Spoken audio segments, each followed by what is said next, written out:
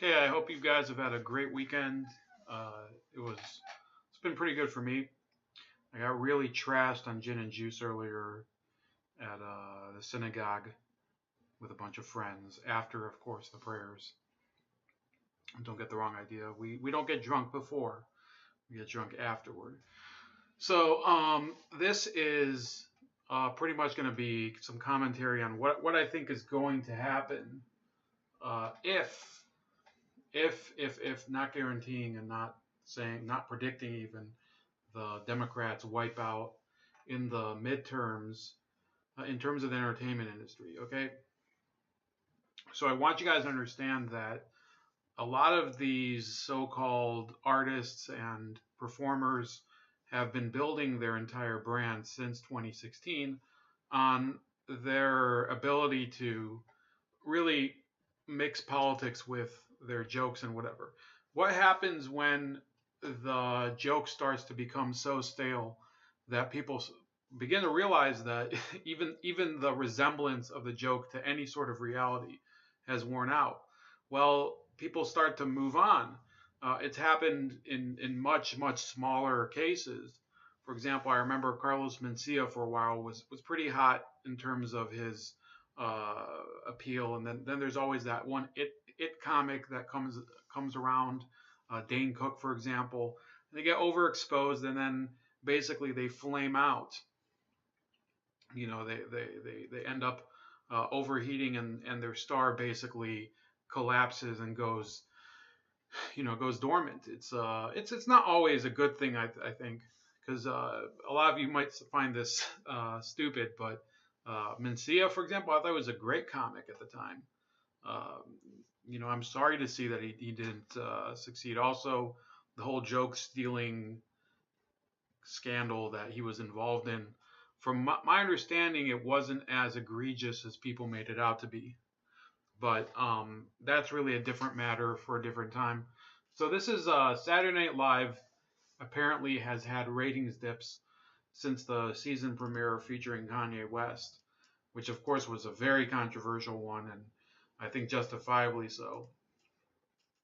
And they're back to kind of scraping the bottom of the ocean right now. They have zero point 0.5 out of 2. What is it? 0.5 out of 2 rating. So they basically have 2.51 million viewers for an episode.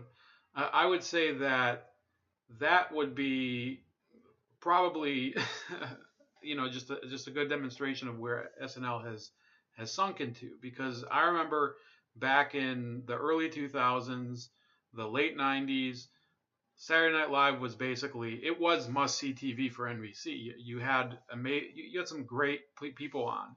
In the early 90s also they had, of course, Michael Myers and Mike Myers, not Michael Myers the serial killer.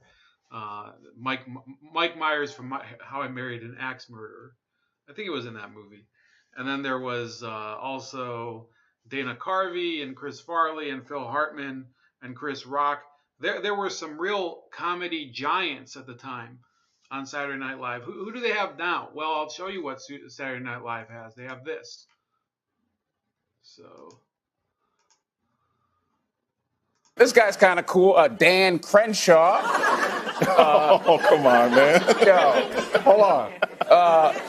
You may be surprised to hear he's a congressional candidate from Texas and not a hitman in a porno movie.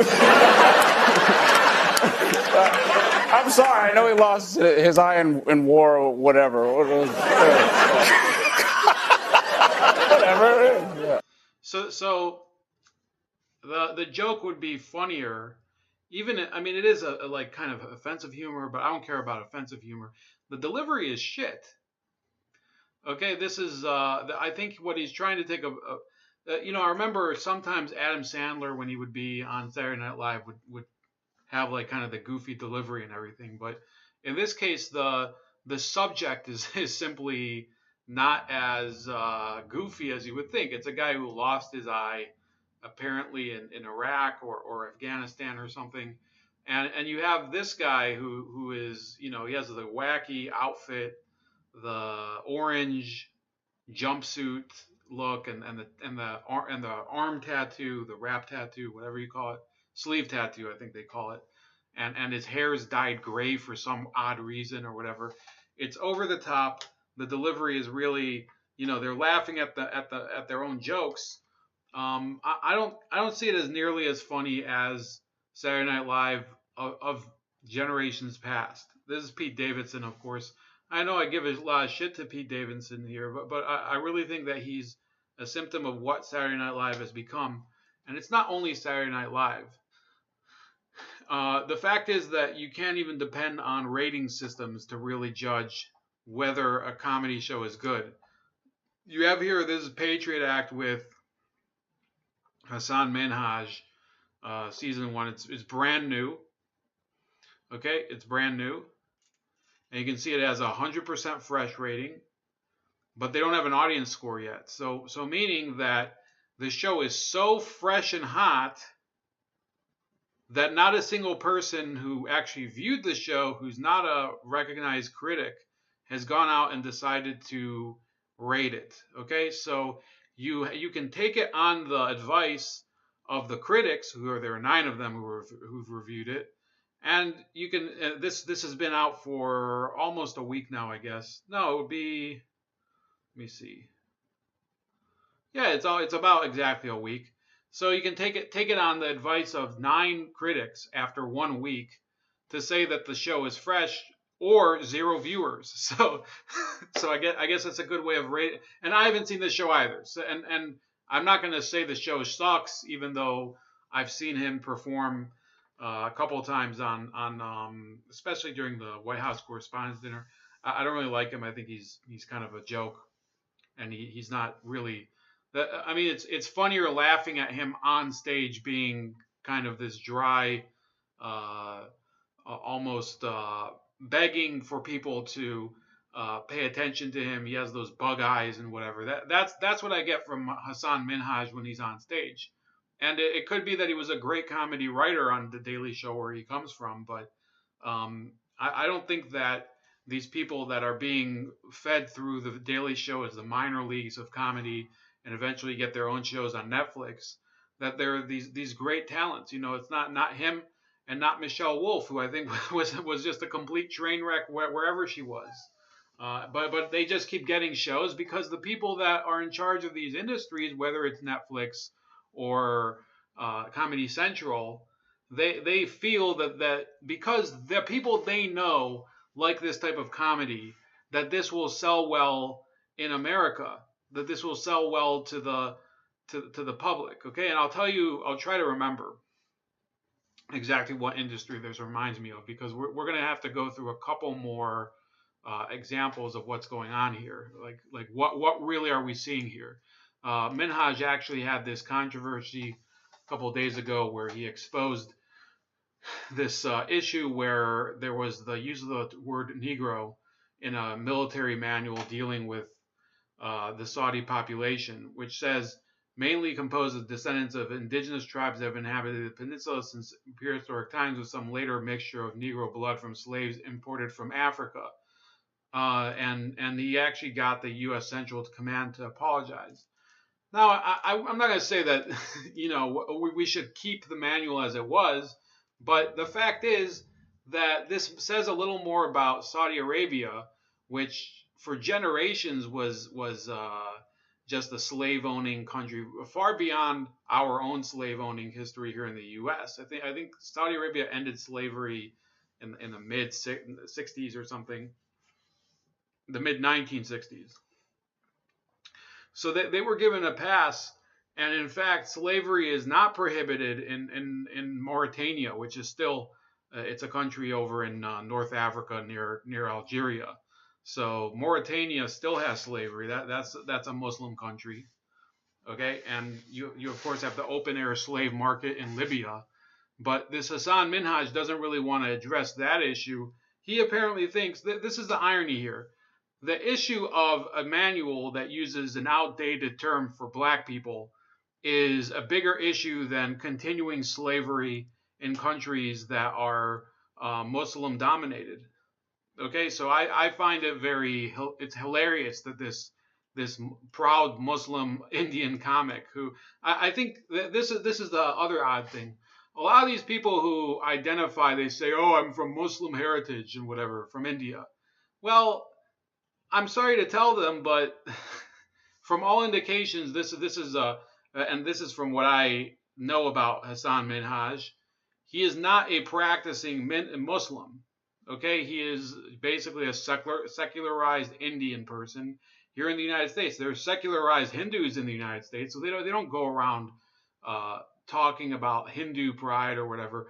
There's secularized people from other religions over there in the subcontinent. Buddhists, for example. I think the Sinhalese over in Sri Lanka are mostly Buddhist, and there's Sri Lankan Americans or whatever.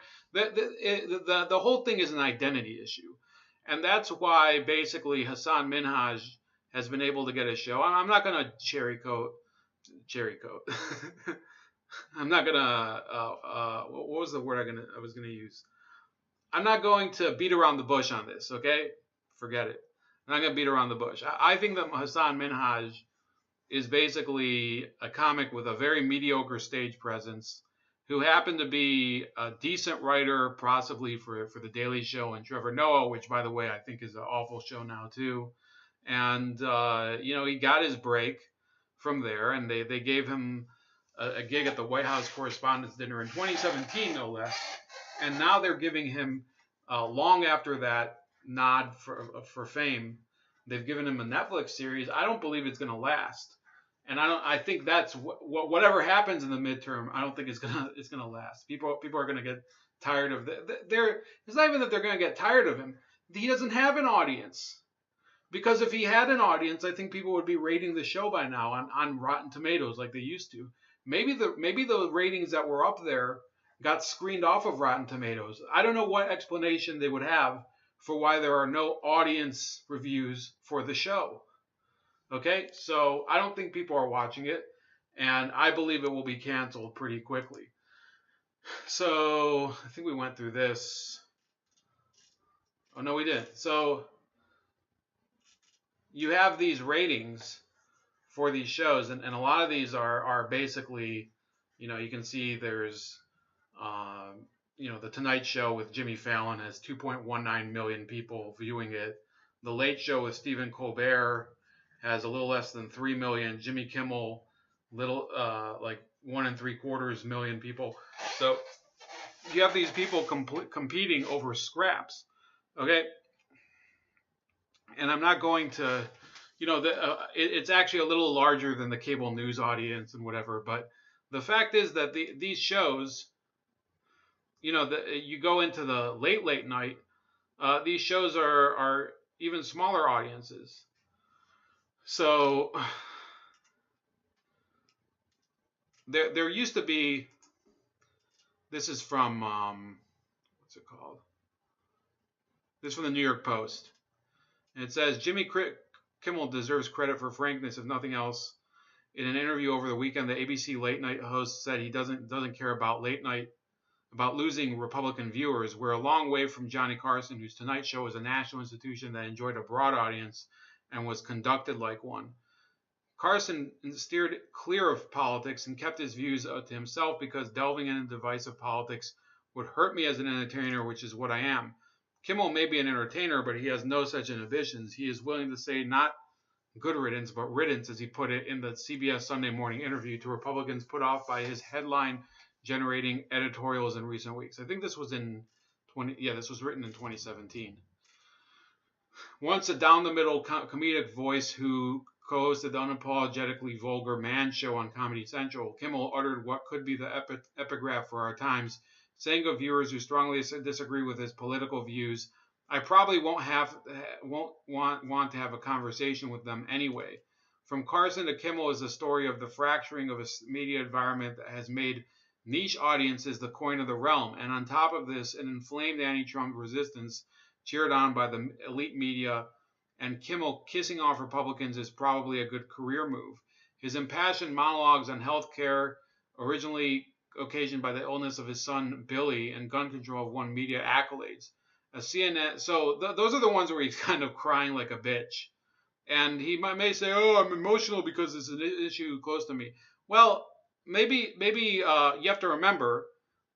I granted it's an emotional issue for you, but your show is fucking comedy, asshole. People do not tune into a comedy show in order to cry. If he wants to make these videos where I would say he has plenty. All he has to do is he records the video off of the show and presents them somewhere else. Otherwise, it's not a comedy show anymore.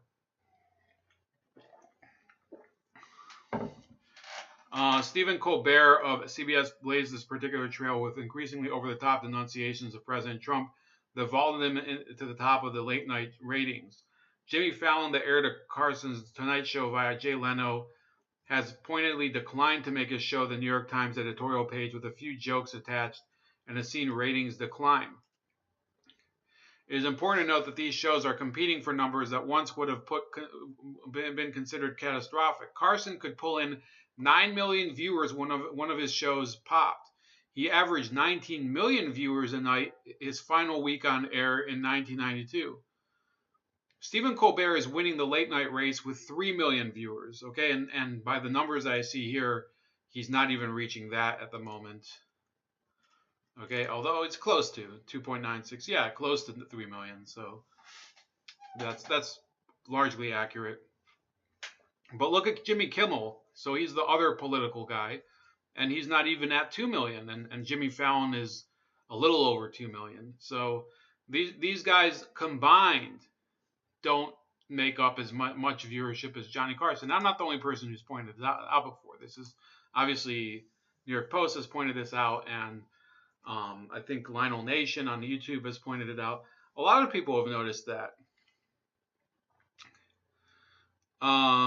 If this trend is inevitable, it's not a good thing. It removes yet another neutral zone free of social and political connection from American life. It means that the quality of the comedy on these shows probably goes down. Agitprop isn't funny, while the quality of the political commentary is inevitably poor.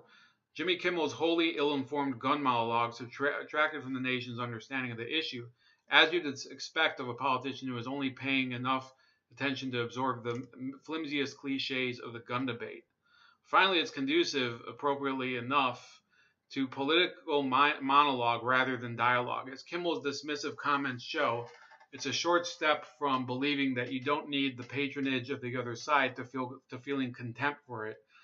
Stephen Colbert isn't trying to convince anyone. He's scorning and mocking Trump for the benefit of people who already hate him. So that's something I've heard about, describing Michael Moore's audience. People who he's basically preaching to the choir. It would have been hard to believe that the old malign CNN debate program Crossfire would appear in retrospect to represent a golden age of a relative commitment to civil, informed political debate, but here we are. Johnny Carson once said, "I would love to have taken on Billy Graham, but I'm on TV 5 nights a week. I have nothing to gain by it and everything to lose." Stephen Colbert and Jimmy Kimmel, competing for the crown in a much diminished late night kingdom, beg to differ, and unfortunately, they're right. So, essentially, what we're seeing here is the entertainment industry has entered into the same phase as the late 70s and early 80s auto manufacturers, meaning that they're producing a product, okay, that the majority of the market doesn't really find attractive, okay? If you look at people who are the youngest viewers in the country, the people that are children and teens and whatever, what are they really going for right now? Well, they're looking more into gaming and into a lot of shows that like things that don't really require some middle-aged late night host to present it. Okay, and they're probably not going to end up watching late night. I think in the future they're not going to follow in the footsteps of other generations that may have been watching late night in the past.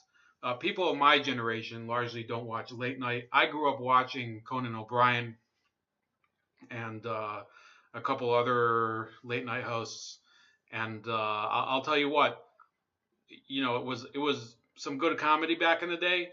It doesn't really seem as good as it used to be now. I don't know I don't know if it's just the politics. I think there could be an element of the format just being stale, and also the guests aren't as compelling, because back in the day you would have some of these guests were really, they had some real scandal around them that was surprising at the time. You'd have Tom Cruise come on and everybody was like, oh, what the fuck, this Scientologist is on. You're gonna try to brainwash the audience or something. There were some really good moments in late night back in the day, and it had nothing to do with the politics but now that you're mixing the politics in, and you have these people that are open. You can see here, this is with this is with Hillary Clinton joining Jimmy Kimmel. Now, I remember that Trump also joined some of these late night hosts, and I don't think that people really they weren't swayed either way by late night comedy. I think people viewed those shows as kind of the ridiculous excursion into politics that they used to be on late night. It never ended after the race, and you can see here politics is dominating certain. You see that this is on Variety, so they're going to talk about Hollywood will be watching these key races. We're not going to go into that today. Maybe I'll check it out later.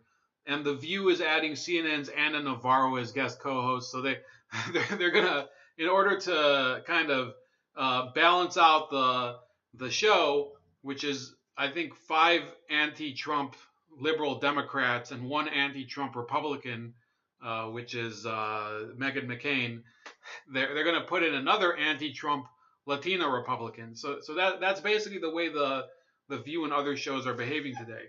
So this is basically all of the automakers in the 70s during the gas crisis. They had these muscle cars that were built to basically, I don't know, use in a drag race or a street race or something. That's what they were building. The Dodge Charger and what was the Plymouth Barracuda and the Camaro.